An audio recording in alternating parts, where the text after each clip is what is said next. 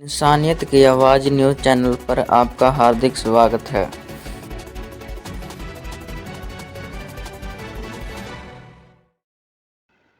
राजेश केतला जी क्या बताना चाहेंगे हरियाणा सरकार की नीतियों को लेकर के आप हरियाणा सरकार का जो दावा करें कि नेक्स्ट सीएम अगली बार आप होंगे। देखिए, सबसे पहले तो मैं आप सभी पत्रकार बंधुओं का स्वागत करता हूं और आप लोग जो मुझे आज लाइव करने के लिए पहुंचे हैं। देखिए, हर इंसान की एक अलग ही मंशा होती है, अलग ही सोच होती है। हर एक व्यक्ति राजनीति में आता है और कुछ हटके करना चाहता है। हमने सभी पार्टियों का राज देखा है और सभी पार्टियों में अपनी भागीदारी निभाई है और सबके साथ हमने मिलकर अपना कार्य भी किया है, लोगों को जोड़ा भी है और ऑन रिकॉर्ड सभी पार्टियों का मेरे पास रिकॉर्ड भी है। हम कांग्रेस पार्टी में भी रहे, नेलो पार्टी में भी रहे और आजकल जो नेता कोई बीजेपी में जा रहा है, कोई कहीं जा रहा है, तो उन सभी नेताओं के साथ हमने काम करके देखा। अपने निजी साथियों को, अपने मित्र को, अपने बंधुओं को पार्टियों से जोड़ के देखा है।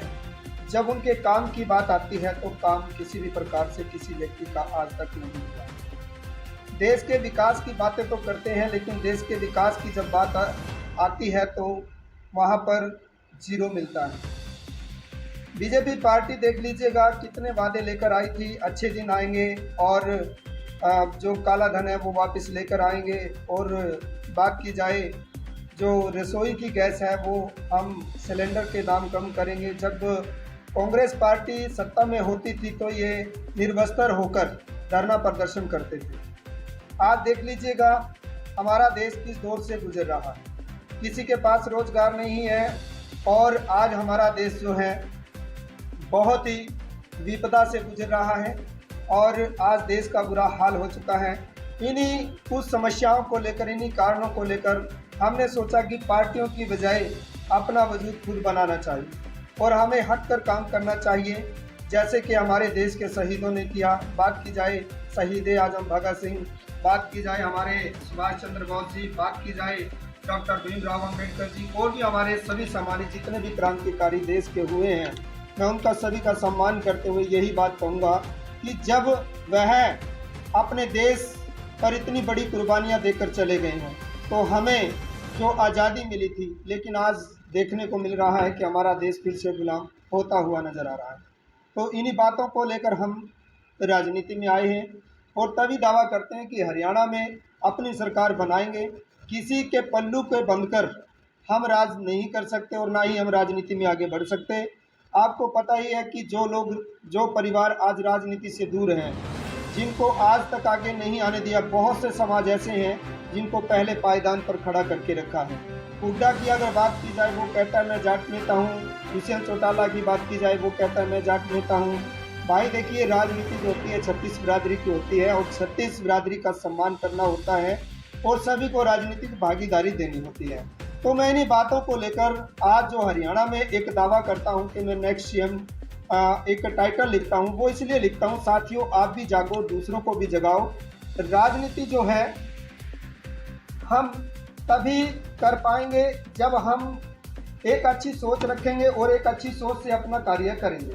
तो साथियों, मिलकर हम सबको कार्य करना पड़ेगा और तभी हम देश में एक अच्छा मुकाम हासिल कर सकते हैं, देश को अच्छी राह पर ले जा सकते हैं। कि मिलकर हम सब ने अपनी वोट की ताकत को समझना होगा। वही वोट हर किसी को राज देती है, वही राजगद्दी देती है। तो साथियों, अपील आपसे यही है कि हमें अगर अपनी वोट की ताकत का अंदाज़ा आज नहीं हुआ तो आने वाला समय आपको खुद बता देगा कि आप किस दौर से गुजर रहे हैं। तो बात की जाए, जैसे कि आप रोजगार की बात की और आपने कहा कि जब हरियाणा सरकार कांग्रेस की सरकार थी हरियाणा में, तब ये भाजपा के जो भी नेता थे तो निवस्त्र होकर के अल्लाह बोल किया करते, धरना प्रदर्शन किया करते। बात की जाए आपने की बात, गैस की बात की, आपने गैस की बात की, पेट्रोलिंग की बात की, रोजगार की बात की। तो बात की जाए जैसे कि नशा मुक्त भारत को लेकर के, भारत नशा मुक्त को लेकर के साइकिल यात्रा की जा रही है जी, इसके बारे में क्या? जी, बहुत अच्छा सवाल है दीप राणा जी आप लोगों का। और मैं सिर्फ यही अपने देश की जनता को बताना चाहूँगा कि देख लीजिएगा कि देश के अंदर नशा आता है, सरकार किसकी है? बीजेपी की है। और नशे की फैक्ट्रियां किसकी हैं? सरकार में मौजूद व्यक्तियों की हैं।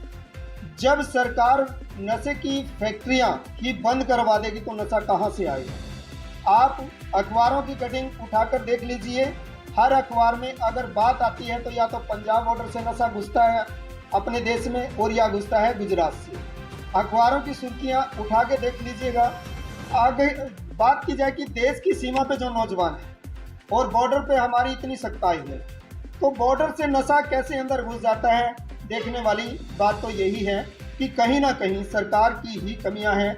वो साइकिल चलाएं या रोड शो करें, किसी भी रूप से वो नशा मुक्त भारत नहीं कर सकते। इस नशे ने युवाओं को बर्बाद किया है, हमारे देश की पीढ़ियों को बर्बाद किया है और आने वाला जो समय है वो खतरे से खाली नहीं। सर, जैसा कि आपने कहा कि आज तक सरकारें आई और मैं कुछ अलग करना चाहता हूँ, ऐसी क्या रणनीति लेके आ रहे हैं जो आप दूसरी पार्टियों से करते हैं? देखिए, मैं आप लोगों के चैनल के माध्यम से एक ही बात कहना चाहता हूँ। आप देख लीजिएगा कि सबसे पहला कदम जब हम देश के लिए उठाते हैं, सरकार बनाने की बात करते हैं, एक मुद्दा होता है रोटी कपड़ा और मकान सबको मिले। मैं आपके चैनल के माध्यम से ही बताना चाहता हूँ, आप पूरे इलाके में जाकर देखिए कि कितने लोग फुटपाथ पर पड़े हैं, किनके सर पे छत नहीं है, किसी के घर में लाइट नहीं है,